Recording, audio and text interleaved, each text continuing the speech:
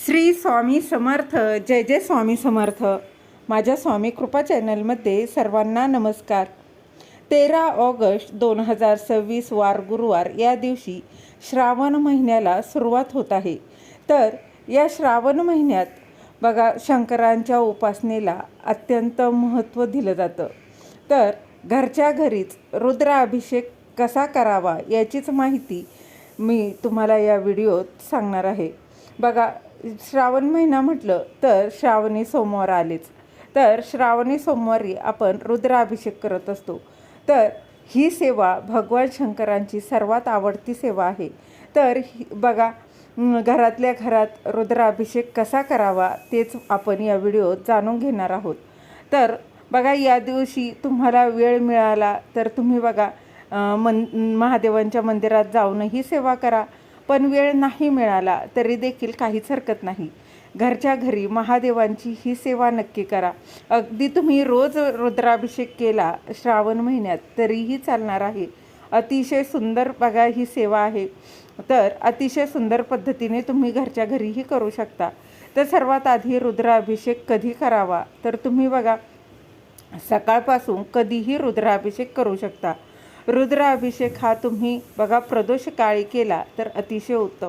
पण तुम्हाला माहिती आहे की बघा तुम्हाला तुमच्या जसे तुम्हाला टाईम आहे त्या टायमात तुम्ही केला तरीही चालेल. अतिशय उच्च कोटीची ही सेवा आहे. नक्की करा. तुम्हाला अनुभव आल्याशिवाय राहणार नाही.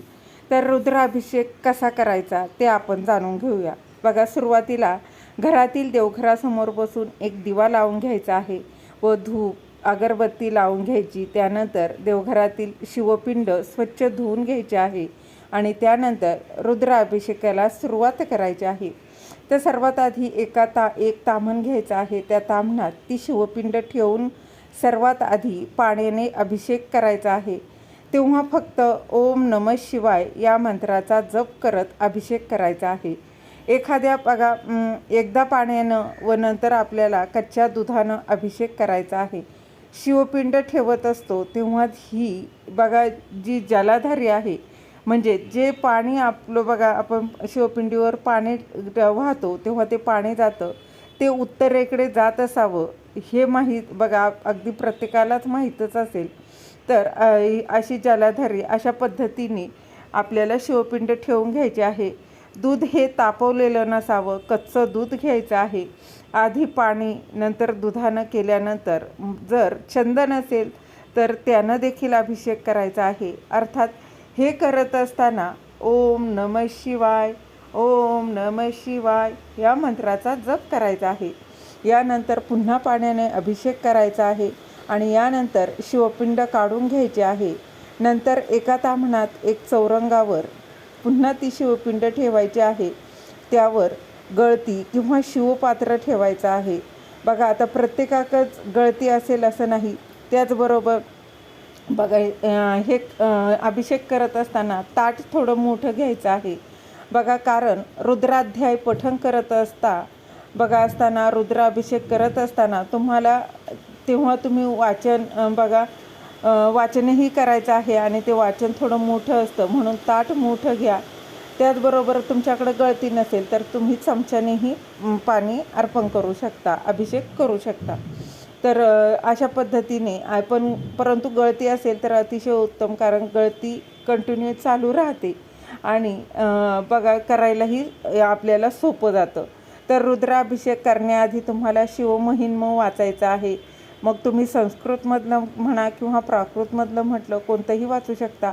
फक्त शिवमहिम्न स्तोत्र पठण करून रुद्राध्याय करून देखील करू शकता. शिवमहिम्न स्तोत्र तुम्हाला नित्यसेवेच्या पुस्तकात मिळून जाईल. पान नंबर बघा माझ्या ह्याच्यात 54वर हे शिवमहिम्न स्तोत्र आहे. त्यानंतर बघा गणपती अथर्वशीर्ष 1 वेळा फलश्रुतीची म्हणायची गरज नाही. नंतर रुद्रपठण करायचं आहे. संस्कृत म्हणा किंवा मराठीत तुम्हाला जे येईल ते तुम्ही म्हणू शकता. बघा त्यानंतर गायत्री मंत्र तुम्हाला 24 वेळा म्हणायचा आहे. संजीवनी मंत्र तुम्हाला 11 वेळा म्हणायचा आहे आणि महामृत्युंजय मंत्र तुम्हाला 11 वेळा म्हणायचा आहे. कालभैरवाष्टकम 1 वेळा म्हणायचा आहे. शिवकवच जे आहे ते 1 वेळा आणि 12 ज्योतिर्लिंग स्तोत्र 1 वेळा म्हणायचं आहे. त्यानंतर रामरक्षाच्या 1 ते 9 ओव्या फक्त म्हणायच्या आहेत बघा, कारण 10व्यापासून फलश्रुती आहे म्हणून 1 ते 9 ओव्या रामरक्षाच्या म्हणायच्या आहे. श्रीसूक्त 1 वेळा, शिव अष्टोत्तर नामावली 1 वेळा म्हणायची आहे. शिव अष्टोत्तर नामावली म्हणजेच काय, तर भगवान शंकरांची 108 नावं तुम्हाला म्हणायची आहेत. ही नामावली म्हणताना 108 बेलाची पानं अर्पण करायची आहे. हे शेवटी म्हटलं तरीही चालेल. हे सगळं स्तोत्र हे आपल्या नित्यसेवेच्या पुस्तकात तुम्हाला मिळतील. यानंतर 11 वेळा शिवहर शंकर नमामि शंकर हे जे आहे ते म्हणायचं आहे, हे बोलायचं आहे. आणि यानंतर आपल्याला पिंडीला भस्म लावायचं आहे. त्यांच्या आवडीचं 1 फूल 1 फळ अर्पण करायचं आहे बघा. धोत्र्याचं फूल अर्पण करा, नाही तर बघा कुठलंही पांढरं फूल अर्पण केलं तरीही चालेल. त्यानंतर पिंडीवर बेलपान आवर्जून अर्पण करायचं आहे. महादेवांची पूजा बेलपानाशिवाय अपूर्ण असते. बेलपान हे नेहमी बघा पालथं अर्पण करायचं आहे, हे आपल्या सर्वांनाच माहीत आहे. जर तुमच्याकडं बघा 108 जर पानं नसतील तरी देखील काहीच हरकत नाही, तरी देखील 1 पान घेऊन 108 नावं घेऊन ते पान अर्पण करू शकता. याच बघा बरोबर या दिवशी माता पार्वतीची देखील पूजा करायची आहे. यानंतर नैवेद्य म्हणून खडीसाखर किंवा दूध साखर फळं तुम्ही ठेवू शकता.